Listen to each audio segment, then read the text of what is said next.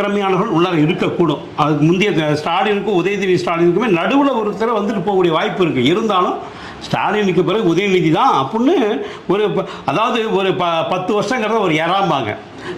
இவர் வந்து கிட்டத்தட்ட 40 வருஷத்துக்கு பிறகு உள்ளவரை கொண்டு தலைவராக கொண்டு வந்து வைக்கணுன்றப்ப அவருக்கு பிறகு எத்தனை பேர் அடுத்த கேட்டகரியில் துரைமுருகனை விட்டுருங்க, அடுத்த கேட்டகரியில் பொன்முடி இருக்கார், ஈக்குவலாக பொன்முடி இருக்கார், பிறகு தங்கம் தென்னரசு இருக்கார். இவங்களுக்கெல்லாம் பிறகு தான் உதயநிதி ஸ்டாலின் வர முடியும். ஆனால் இவ்வளோ பேரை பைபாஸ் பண்ணிக்கிட்டு உதயநிதி ஸ்டாலின் தான் கொண்டு வந்து நிப்பாட்டுறப்ப கிட்டத்தட்ட அந்த கட்சி வந்து தன்னுடைய இறங்கு முகத்தை நோக்கி போயிட்டுருக்கு. அதை வந்து கிட்டத்தட்ட விஜய் வந்து பூர்த்தி செய்வார்.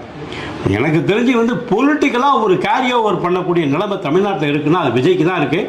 ஆனால் அதெல்லாம் இந்த சில்லுண்டி, இந்த ஆதவ அர்ஜுனா, இந்த யூடியூபர் அவர் பேர் என்ன சார் கூட சொல்ல பேர் தெரியல, அவர் மாதிரி ஆட்களை வச்சுக்கிட்டு இதெல்லாம் செய்ய முடியாது.